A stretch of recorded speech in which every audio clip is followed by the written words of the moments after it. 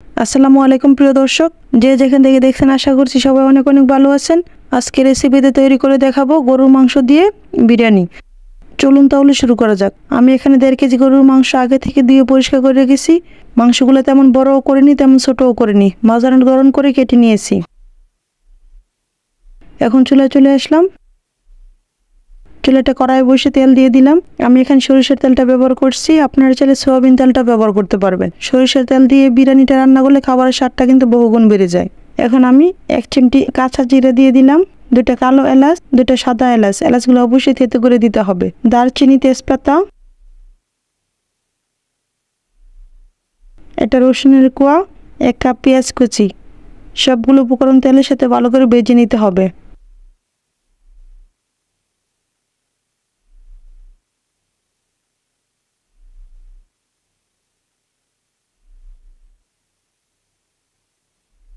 আদা বাটা, রসুন বাটা, কাঠবাদাম, কালো গোলমরিচ বাটা, পেস্তা বাদাম, সাদা গোলমরিচ বাটা, সবগুলো উপকরণ তেলের সাথে ভালো করে ভেজে নিতে হবে।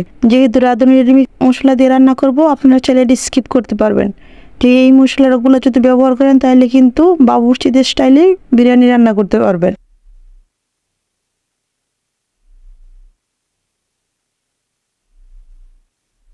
এখন আমি রাঁধুনি মিক্স মশলাটা আমি পুরো প্যাকেটটা দিয়ে দিব। সবগুলো মশলা তেলের সাথে ভালো করে মিশিয়ে নিব। এখন আমি 1 কাপ টক দই দিয়ে দিলাম। টক দইটা মশলার সাথে ভালো করে মিশিয়ে নিতে হবে।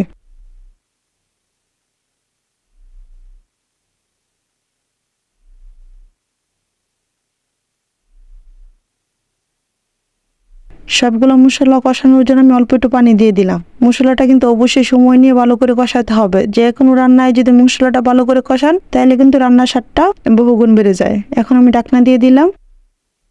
দেখতেই পাচ্ছেন আমার মশলা কষানো হয়ে গেছে, উপর দিয়ে তেল বেশি আসছে। এখন ধুয়ে রাখা মাংসটা দিয়ে দিলাম। মশলার সাথে মাংসটা ভালো করে মিশিয়ে নিতে হবে।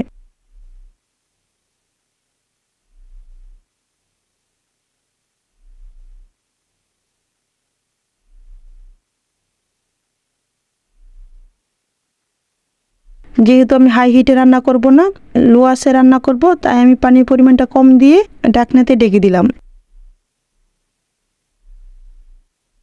দেখতেই পাচ্ছেন আমার মাংসটা সিদ্ধ হয়ে গেছে। এখন আমি এটা নামিয়ে রাখলাম। চুলায় একটা বড় পাতিল বসিয়ে দিলাম। পাতিলে আমি সরিষার তেলটা অ্যাড করলাম। আপনারা চাইলে সয়াবিন তেলটাও ব্যবহার করতে পারবেন। 1 কাপ পেঁয়াজ কুচি, পেঁয়াজটা ভালো করে ভেজে নিব।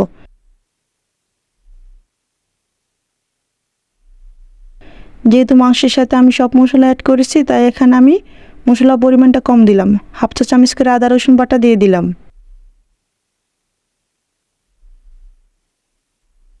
যখন দেখবেন মশলাটা ভাজা হয়ে গেছে তখন আপনি ধুয়ে রাখা চাউলটা দিয়ে দিবেন। এখানে আমি 1 কেজি চাউল নিয়েছি। চাউলটা অবশ্যই তেলের সাথে ভালো করে ভেজে নিলে বিরিয়ানিটা খুব সুন্দর ঝরঝরা হবে, নরম হবে না, মানে আঠালো হবে না।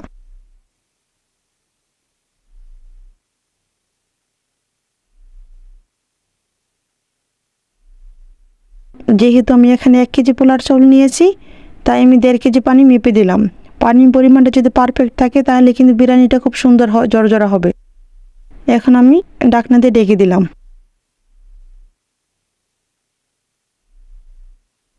যখন দেখবেন পানিটা শুকিয়ে আসছে তখন স্বাদ মতো লবণ দিলাম। রান্না করা মাংসটা এখন পোলার উপরে দিয়ে দিলাম। পোলাওর সাথে মাংসটা ভালো করে মিশিয়ে নিব।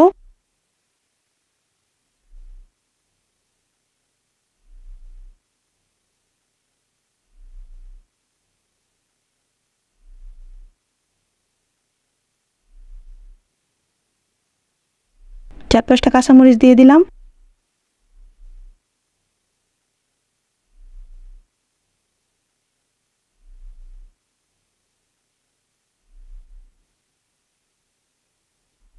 এখন আমি ঢাকনা দিয়ে ঢেকে দিলাম।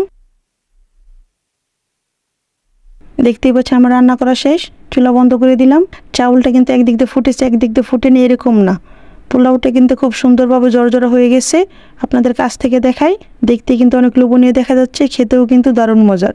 কাউকে একবার রান্না করে খাওয়ালে সে আপনার প্রশংসা করতে বাধ্য আর বারবার আপনার হাতে রান্না খেতে চাবে। আশা করছি আমার রেসিপিটা যদি আপনাদের কাছে ভালো লেগে থাকে, যারা ইউটিউব থেকে দেখছেন তারা আমার চ্যানেলটা সাবস্ক্রাইব করে দিবেন, আর যারা ফেসবুক থেকে দেখছেন লাইক, ফলো এবং শেয়ার দিয়ে আমার পাশে থাকবেন।